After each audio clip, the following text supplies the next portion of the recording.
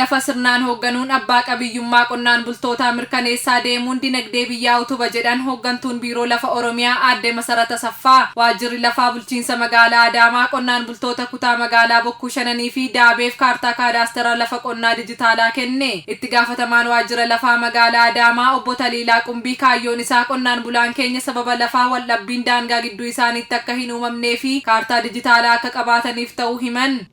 Qonnaan bultoonni keenyas kenna tajaajila si'ataa waldiddaa daangaa wal dhabbii akkasumas immoo qabiyyeen isaa wabummaa argatee iddoo kamiyyittuu akkuma warra kaartaa magaalaa tanaan dura of harkaa qaban san qonnaan bulaan keenyas mirga wabummaan isaa mirkanaa'ee qabiyyee isaa qabsiisee liqiisitti liqeeffachuu akka danda'u tajaajila si'ataa isaa akka argachuu danda'uuf magaalli keenyas akkuma warra tanaan duraa san qonnaan bultoonni kunis tajaajila kana argachuu qaban jedhamee kutaa magaalaa 2 aanaa 4 keessatti kaartaa dijitaalaa kaadaastaraa kan hunda isaanii maxxansee guyyaa har'aa kana qonnaan bulaa kanaan akka harkaan geenyu as geenyee jirra jechuudha. Kantiibaan magaalaa Adaamaa obbo Haayiluu Jaldee yaadama magaalomsuu mootummaan baase keessaa lafa magaalomsuun isa tokko ta'uu himanii lafa magaalomsuu jechuunis sirna bulchiinsa lafaa ammayyeessuun waan barbaachisuuf itti fayyadamuun dhalootaaf dabarsuudha jedhan. Lafni keenya akka magaalomtu gochuuf sirna oomishtummaa lafaa guddisuu lafti oomishuu akka dandeessu lafa qusannaaf fayyadamuu lafa pilaanidhaan bulchuu lafti lafeedha akka jedhamu isa ta'uu mirkaneessuu karoora qabamee bal'inaan hojjetamaa ture jira. Ammas hojjetamaa jira.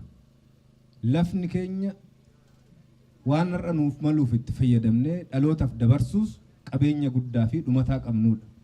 Kanaaf lafa magaalomsina jennu misoomsine waan nuuf malu qofa irraa fayyadamne kaawwan dhalootaaf dabarsuuf sirnaa fi hojimaata lafni ittiin bulu diriiree hojiirra oolchuu eegallee jirra jechuudha. Akka magaalichaatti sirni qabannaa lafaa boodatti hafaa kan turee fi wal irratti gurguramaa kan ture ta'uu kaasanii jijjiiramaa as garuu hojii reegulaaraayizeeshinii fi kaadaastaraa hojjetameen dinagdee olaanaa ta'uun galii guddisaa kan jiruu fi badhaadhina maatii kan itti mirkaneeffamaa jiru ta'uu kaasan.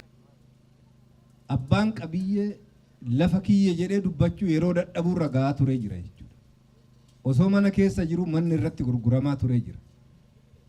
Qabiyyee tokko irratti qabiyyeen hanga 10 olii ba'aa akka ture seenaa yeroo dhiyoo magaalicha keessatti argaa turreedha.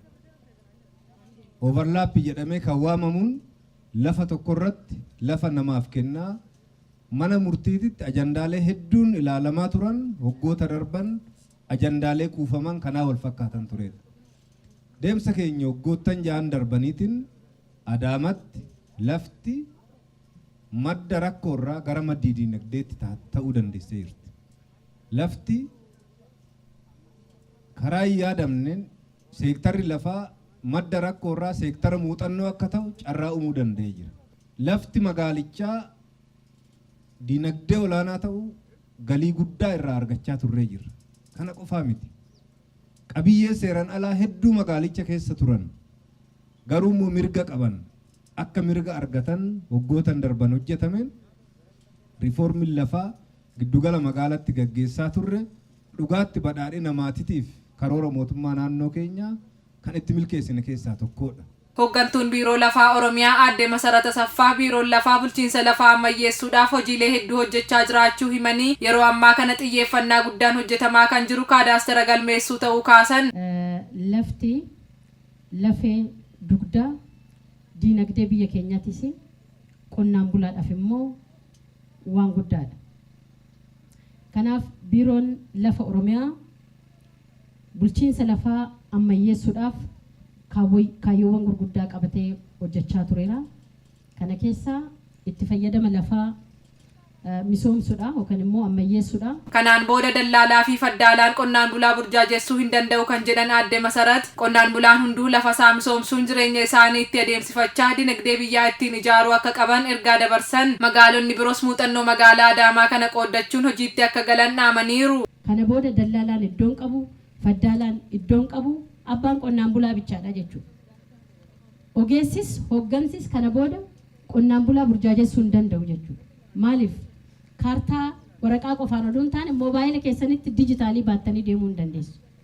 Onlaayinii odoon taane sarara kallattiitiin tajaajila argachuu dandeessu. Bakkee barbaadanoo dhaqxan lafti keessan hammami kan jedhu abbaan barbaade beekuu hin danda'a jechuudha. Kanaaf isin immoo caalmatti akkamittan misoomsa. Waliqii barbaachisa liqii irratti liqeeffadhee akkamittan ittiin guddadhaa yaadutu isinirra jiraata. Oomishtummaan keessan akka itti dabalamuuf waan ta'eef kanaan deemutu isinirra jiraata. Qonnaan bultoonni kaartaa kadaastara kana fudhatanis gammachuu guddaan itti dhaga'amu Adaamaa Broadcasting Service himan. Tanaan dura dhuguma dubbachuudha fi lafti abbaa dhabuun ta'e taphachaa ture. Kun amma keenya ta'uun beekame. Kun baay'ee gammachuu guddaadhaan dasnu jedhu. Guyyaa irraa kaartaa kadaastara kana argachuudhaaf baay'ee gammachuu nutti dhaga'ame. Gaafa dura lafti kushaan lagamu dhugaa taasisne amma garuu oggaa laallu waan kana harkaan gaachuu keenyaaf baay'ee kaantibaa kabajamoo kaantibaa keenyallee galateeffannaa baay'ee mara isaaniitu uummata har'a guyyaa kanaan nu ga'uudhaaf baay'ee galateeffanna sirriitti.